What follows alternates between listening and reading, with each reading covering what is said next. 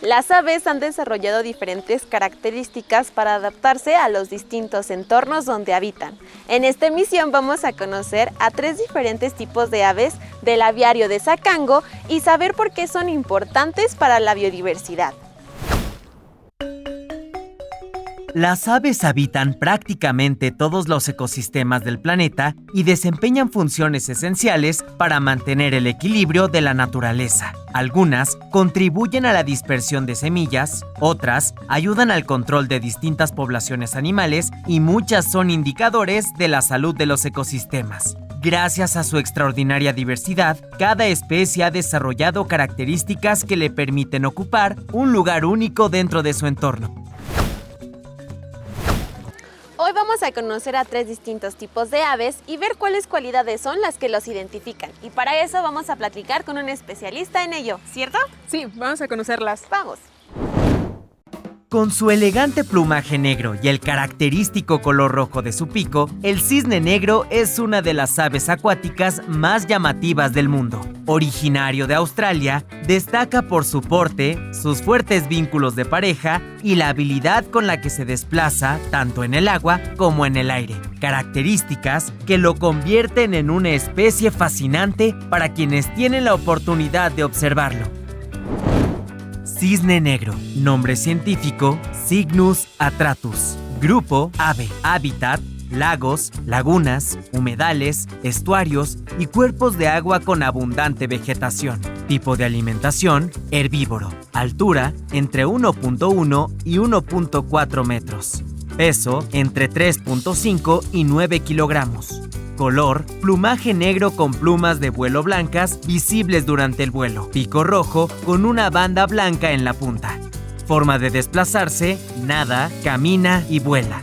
Dato: a diferencia de muchas otras aves acuáticas, el cisne negro suele formar vínculos de pareja duraderos y ambos padres participan en el cuidado y protección de sus crías.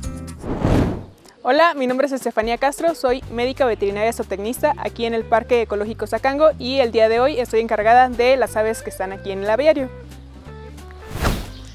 Doctora Fanny, ahora estamos dentro de una estructura que es muy emblemática aquí en Zacango, que es el aviario, y vamos a hablar de 3 especies muy distintas. ¿Por qué no primero me cuenta sobre el cisne negro? Ok, el cisne negro es una de las especies que podemos observar aquí en jaula de vuelo. Tenemos 2 ejemplares, que es un macho y una hembra. Algunas como particularidades de esta especie es que es monógama, es decir, siempre van a estar un macho y una hembra y esta pareja va a permanecer durante toda su vida. Hay una leyenda que cuentan las historias y las películas sobre el cisne negro. O sea, ¿de verdad es muy poco probable que nazcan cisnes de color negro? Es que la leyenda sale a partir de que piensan que de tener la reproducción de cisnes blancos puede salir un cisne negro, pero realmente no es así, sino que son especies distintas y cisnes blancos siempre van a tener cisnes blancos y cisnes negros siempre van a tener cisnes negros. Se dicen que vuela, ¿eso es cierto? Pues realmente en vida libre la migración se da por algunos fenómenos de cambios de temperatura o de estaciones. Sin embargo, aquí se tiene como un ambiente o estaciones un poquito como más estables, por lo tanto no requieren hacer ese tipo de migraciones. También lo hacen para buscar más recursos, lo cual aquí se les están proporcionando de manera constante, entonces no tienen que ir a buscar alimento a otras partes, entonces no tenemos como ese comportamiento de migración. Estos recursos, por ejemplo, su alimentación, ¿de qué se basa?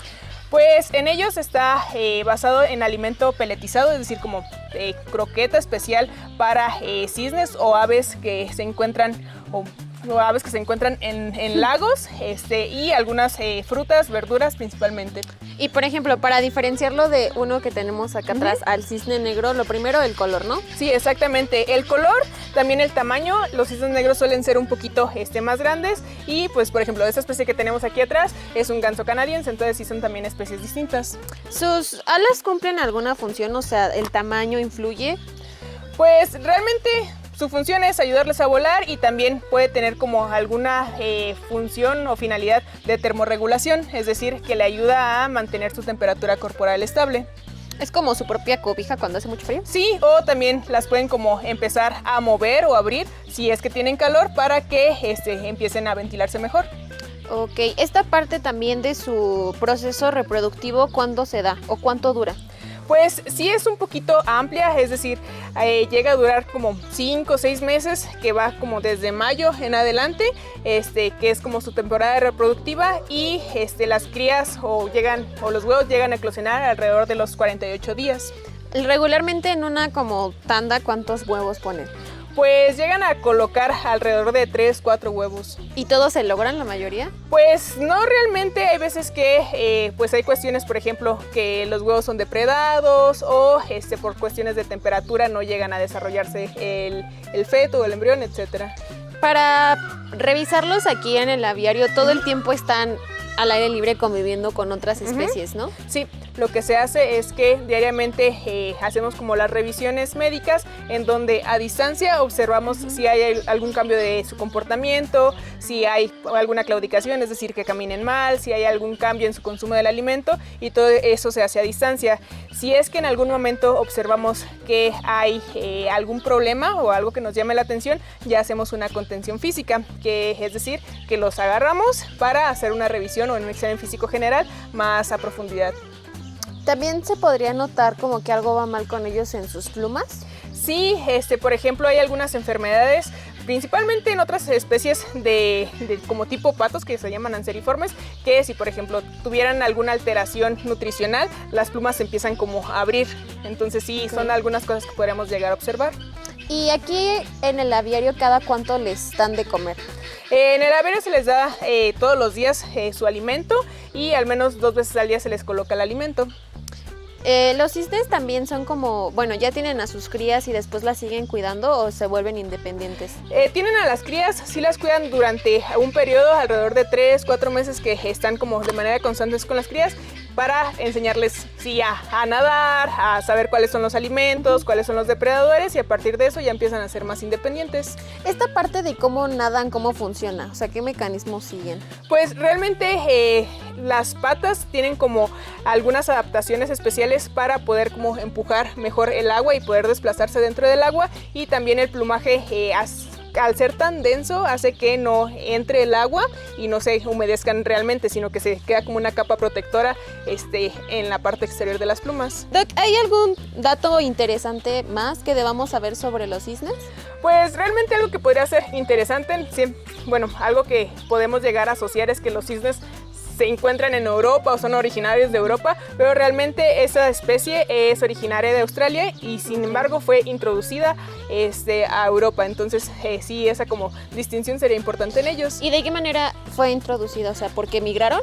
Pues realmente porque las personas pudieron tomar algunos ejemplares de vida libre de Australia y moverlos hacia Europa, y a partir de ahí sí pudieron como estarse reproduciendo. ¿Qué mensaje les daríamos a las personas que están viendo el programa de dejar a las especies en el lugar en donde las encuentran? Pues sí, aquí sí sería como realmente importante poder respetar como los espacios o la distribución de las especies, ya que al introducirlos, es decir, tomarlos de un espacio territorial a otro, podría ser tanto como contraproducente para el mismo individuo como contraproducente para el ecosistema en general. Entonces sí sería como importante, si encontramos algún animal de vida libre, dejarlo.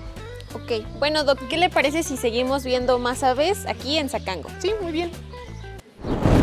Más allá de su llamativa apariencia, el cisne negro es una especie que refleja la extraordinaria diversidad del mundo de las aves. Sus hábitos, la forma en que interactúa con su entorno y el cuidado que brinda a sus crías lo convierten en un ejemplo de las múltiples estrategias que han desarrollado las aves para prosperar en distintos ecosistemas. Entre las aves que habitan el aviario de Zacango, también encontramos especies que destacan por su comportamiento social y su capacidad para mantenerse siempre alertas. La gallina de Guinea es un claro ejemplo de ello. Originaria del continente africano, esta ave llama la atención por su peculiar plumaje, el característico casco que presenta sobre la cabeza y la constante comunicación que mantiene con los integrantes de su grupo. Gallina de Guinea. Nombre científico: Númida meleagris. Grupo: ave. Hábitat: sabanas, pastizales, matorrales y zonas abiertas del continente africano. Tipo de alimentación: omnívora. Altura: entre 50 y 70 centímetros. Peso: entre 1.2 y 1.6 kilogramos. Color: Plumaje gris oscuro con pequeñas manchas blancas. Cabeza y cuello desnudos con tonos azulados y rojizos, además de un característico casco óseo sobre la cabeza. Forma de desplazarse: camina, corre y vuela a distancias cortas. Dato: es una especie altamente social que suele desplazarse en grupos y utiliza una amplia variedad de vocalizaciones para comunicarse y alertar a los demás integrantes ante la presencia de posibles amenazas.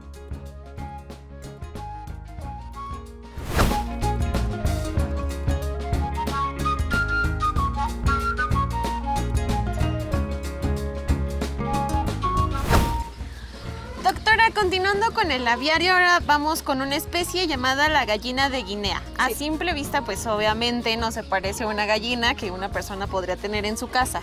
¿Qué características son las que pudiéramos detectar al verlas?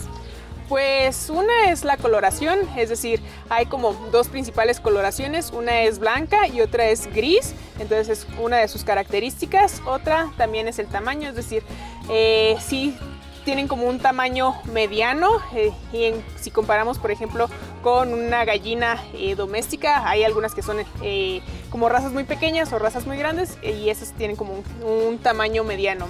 Otra de sus características principales es una especie de casco que tienen en la parte superior de la cabeza que les ayuda principalmente para, se cree que les puede ayudar para termorregular o para tener como alguna diferenciación entre los mismos individuos. Este casco está formado principalmente por como hueso y está cubierto por queratina, que es una especie que se distribuye en la parte de África, en las partes de pastizales, sabana principalmente. Entonces no es una especie que tengamos aquí en México en vida libre, entonces es por eso que no las vemos en otras partes de nuestro país. ¿Ellas también ponen huevos que son para comer? Ponen huevos, pero realmente no se llegan a consumir por los humanos, ya que los huevos que tenemos para el consumo llevan un proceso de selección muy amplio y aquí únicamente ponen sus huevitos y se reproducen. Una de las cosas que también las caracteriza son como su cara, como que tienen como cachetes inflados. Sí, también es como parte de la piel, es como el tegumento. Se llaman barbillas y también tienen la función de termorregular, es decir, el aire fresco pasa por ahí y hace que la sangre que va pasando por los vasos sanguíneos en esta parte se refresque, entonces la sangre de manera general empiece a disminuir su temperatura. Más hacia su cuidado, ¿cómo es que se dan cuenta que una de estas especies no está comiendo bien o que no acepta bien el alimento que le dan? Pues realmente lo que se hace aquí es, al momento de ofrecerles el alimento, observamos que todos los individuos empiecen a consumirlo, y si hay alguno que no se esté acercando, ya nos empieza como a llamar la atención. También otra de las situaciones que llega se llega a presentar aquí es que algunas personas del área de bienestar animal les colocan algunos enriquecimientos, por ejemplo, sofobas, grillos, y empiezan a llegar todas las demás y así observamos que estén consumiendo el alimento. ¿Y no hay como algún miembro de las aves que sea como la dominante o qué hacen cuando no deja comer a las demás? Pues realmente aquí lo que se tendría que hacer si se observara que hay una que está siendo desplazada o que las demás las agreden es colocar más comederos para que todas tengan las mismas oportunidades de adquirir el alimento. Ok, ¿ellas también ponen como todas las aves demás que existen nidos o en realidad para poner los huevos solos en la tierra? Sí llegan a construir nidos, aquí dentro del parque lo que ellas llegan a utilizar es como algunos arbustos que están como en la parte de atrás de la jaula de vuelo, o también llegan a utilizar como algunas casitas de noche que están colocadas y ahí o positan o colocan los huevos. Cuando llueve aquí muy fuerte, ¿hay como alguna repercusión en ellas? Pues sí podría haber, y por ello se les coloca como las casas dentro del aviario, ya que si hay alguna lluvia muy fuerte, la temperatura va a disminuir y eso podría hacer que también su temperatura corporal empiece a disminuir. Se sabe que se dan como algunos baños de tierra, ¿eso es cierto? Sí, es como un comportamiento particular de las aves que llegamos a observar que les llaman también baños de polvo y es cuando se empiezan como a revolcar en la tierra. Lo que les ayuda es principalmente para controlar los parásitos externos, es decir, si hay algún ácaro, algún piojito que puedan como estarse eliminando de esa manera, o también termorregularse. ¿Y por dentro cómo es que tratan? O sea, ¿los desparasitan cada cuánto? Ok, sí, se hacen como revisiones generales, al menos una vez al año con ellas, porque sí son especies que se llegan a estresar mucho si las agarramos. Y al hacer como la inspección externa, observamos el plumaje. Si vemos alguna estructura o que pueda ser un parásito, que observamos también que haya alguna pérdida de las plumas, descamación, etcétera, se pueden hacer algunas pruebas para saber si hay presencia de parásitos y a partir de eso saber con qué desparasitar. ¿Qué tipo de pruebas? ¿Como sacarle sangre? No, bueno, es una citología, es decir, con un poquito de cinta implantamos las plumas y observamos al microscopio y ahí mismo nosotros observamos el parásito en la pluma. ¿Y si una especie tiene, la sacan y la aíslan de las demás? Pues dependiendo de la especie, es decir, hay algunos animales que se estresan mucho si los separamos del grupo, entonces esos se tienen que mantener dentro del albergue y ahí mismo se están como haciendo la manipulación y la medicación diaria si es que lo requieren. En este sentido de que son como animales que viven en grupo, ¿qué pasaría si entrara un nuevo individuo? O sea, ¿sí lo aceptarían? Pues tendría que ser como una introducción un poquito pausada, es decir, no llegar con un individuo e introducirlo al grupo porque sí lo podrían agredir, lo podrían como desplazar y llegar a herir. Entonces lo que se tiene que hacer es como ir presentando con los diferentes ejemplares del mismo grupo para que lo empiecen como a conocer y no se haga como tan agresiva la introducción. Doctora, ¿y hay algo más que debamos saber sobre esta especie que sea interesante? Ok, en ellos particularmente la cuestión de reproducción puede ser como interesante, ya que durante la época reproductiva se hacen monógamas, es decir, los papás que ponen los huevitos van a estar encargados de mantenerse juntos y hacer la anidación, es decir, durante el día el macho va a ser el que esté cuidando los huevitos y en la noche se invierten los papeles. Ok. Bueno, Doc, ¿qué le parece si seguimos descubriendo más sobre las distintas aves aquí en Zacango? Sí, muy bien, vamos. Los zoológicos modernos también contribuyen a la conservación de la biodiversidad mediante el cuidado especializado de distintas especies, la educación ambiental y la sensibilización de las personas. Estos esfuerzos permiten generar mayor conocimiento sobre la fauna y fortalecen las acciones orientadas a proteger el patrimonio natural para las generaciones presentes y futuras. Y es importante que las personas puedan conocer la diversidad de especies porque en medida que nosotros las conozcamos, sabemos qué ecosistema viven y cómo habitan, podemos tener como mayor facilidad para conservar las especies. Lo que a mí me gusta más de trabajar con las aves es que son especies como muy complejas en cuanto a la medicina, muy complejas en cuanto al comportamiento y siempre es un reto poderlas atender. Los humedales albergan una gran diversidad de aves que dependen de estos ecosistemas para alimentarse, descansar y reproducirse. Entre ellas se encuentra el pato pijijí, una especie que destaca por sus hábitos, su estrecha relación con los cuerpos de agua y la importante función que desempeña en estos ambientes naturales.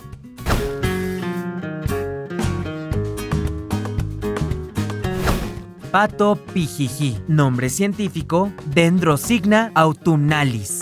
Grupo ave. Hábitat: humedales, lagunas, ríos, pantanos, manglares y otros cuerpos de agua con abundante vegetación. Tipo de alimentación: omnívoro. Altura: entre 45 y 56 centímetros. Peso: entre 650 gramos y 1 kilogramo. Color: cabeza y cuello gris claro. Pecho y dorso café. Vientre negro. Patas largas de color rosado y pico rojizo. Forma de desplazarse: nada, camina y vuela. Dato: también conocido como pato silbador, emite característicos silbidos para comunicarse con otros individuos y suele descansar sobre las ramas de los árboles. Un comportamiento poco común entre muchas especies de patos. Doctora, ahora ya vamos vamos a finalizar con otra especie y ahora tenemos al pato pijiji. Sí. ¿Cuál es la diferencia a simple vista de este a otro tipo de patos? Ok. Una de las principales es el tamaño, es decir, son especies más pequeñas en comparación con un pato doméstico. Otra también va a ser la coloración, es decir, tienen una coloración como café cobriza en la parte como que correspondería al pecho y un poquito más oscura en la parte de arriba o dorsal. También las patas y el pico tienen una coloración un poquito rosa. Se sabe es que chiflan en vez de hacer como un sonido normal como pato. Sí, su vocalización es bastante como distinta y se basa principalmente en distintos como tipos de silbidos para poder como comunicarse tal cual entre los individuos del mismo grupo. Entonces son una especie que habita en grupo, no individualmente. Sí, son animales que viven en grupos muy grandes, hasta de cientos de ejemplares o individuos, que se distribuyen principalmente en humedales y se pueden llegar a observar así como los grupos bastante grandes. Son una especie que son chiquitos, ¿así se mantienen durante toda su vida? Sí, es decir, sí nacen como más pequeñitos, van creciendo, pero siempre se mantienen inclusive en un peso de alrededor de 1,3 kg, 1,8 kg, en comparación con un pato que sí puede llegar a tener como el doble del peso quizá. Su pico es especial principalmente para consumir plantas acuáticas, algunos granos y semillas y ocasionalmente algunas especies de invertebrados, pero principalmente las plantas acuáticas. La mayor parte del tiempo cuando se llegan a observar están en algunos árboles, ya que también son especies que descansan en los árboles tal cual. Eso también es distinto a las especies de patos que son domésticos y se llegan a observar en los árboles porque durante el día suelen tener como sus periodos de descanso y durante el crepúsculo, es decir, el atardecer y la noche es cuando tienen mayor actividad. ¿Tienen como depredadores a su alrededor? Sí tienen depredadores, pero salen como los grupos completos, entonces eso como disminuye la probabilidad de que un individuo llegue a ser consumido por algún depredador. En las películas se pone que vuelan como en una forma de V, ¿no? Que uno va hasta adelante y los demás los siguen, ¿eso es cierto? En otras especies, principalmente las que son migratorias, si llegan a tener como estas conformaciones durante el vuelo, esas especies no se mueven tanto o no migran, por lo tanto no es común que veamos este tipo de formaciones en ellos. ¿Y también son conflictivos, o sea, como que discuten entre ellos? Sí llegan a haber agresiones entre ellos, principalmente por recursos, pero no son tan agresivos como otras especies, inclusive de patos. ¿Podrían tener falta de recursos como que alimento en vida silvestre? Sí podría ser, si es que algún humedal o espacio donde se puedan encontrar empiece a ser como dañado por el humano, los recursos, es decir, la disponibilidad de alimento, de territorio empieza a disminuir y eso hace una falta de recursos. Por ejemplo, en algunos lugares que empiecen a hacer como fábricas cerca de los humedales y las fábricas tengan los desechos o las manden hacia los humedales, eso puede hacer que se contaminen y el territorio empiece a disminuir o por ejemplo, peces, insectos empiecen a morir y tengan menos alimento las especies que se llegan a consumir de ellos. Y doctora, entonces a las personas que nos están viendo, ¿qué acciones podrían tomar para también ayudar a que no existiera la pérdida de los ecosistemas para estas aves? Pues yo creo que sí sería como ser bastante conscientes en cuanto a los recursos que tenemos como país, saber qué proyectos se tienen para el desarrollo y si esos podrían llegar a afectar a las como ecosistemas donde se encuentran este tipo de especies. ¿Estos patitos también consumen todo el alimento como las demás aves o se separan por grupos lo que pueden comer? Se llegan a separar, por ejemplo, entre los tipos de alimentos, es decir, también llegan a consumir el alimento peletizado para aves acuáticas, entonces se les da como a todos los aves acuáticas que tenemos aquí en el aviario el alimento en un lugar, entonces de esa manera ellos lo llegan a consumir. Doctora, y ya para finalizar, ¿algún dato interesante sobre los patitos? Ok, bueno, aquí una de las cosas interesantes es que los patos pijijis llegan a anidar en árboles o huecos dentro de los árboles y ahí eclosionan o nacen los pollitos de pato. Entonces, lo que sucede es que al nacer llegan a tener como saltos bastante altos, inclusive de algunos metros, pero el plumón que tienen hace que se amortigue el golpe y los papás los esperan abajo para empezar ya a enseñarles a nadar, etcétera. ¿Y eso no los ha llevado como a adaptarse a ser los nidos más abajo o siempre tendrían que ser hacia arriba? Pues siempre tienden a hacerlos como en partes altas, también para evitar depredadores. Bueno, doctora, muchas gracias por enseñarnos estas especies en el aviario y la importancia que tiene cuidar sus ecosistemas. Sí. Cada ave tiene un papel fundamental dentro de la naturaleza y su preservación depende de la conservación de los espacios en los que habita. Por eso es importante cuidar estos lugares para tener mejor biodiversidad en las aves. Hoy descubrimos que cada ave tiene características que la hacen única y también aprendimos la importancia de la riqueza natural en donde habitan. Sigamos aprendiendo, descubriendo y observando juntos. Yo soy Dea, gracias por acompañarme en esta aventura de Sacango Animal. Nos vemos a la próxima.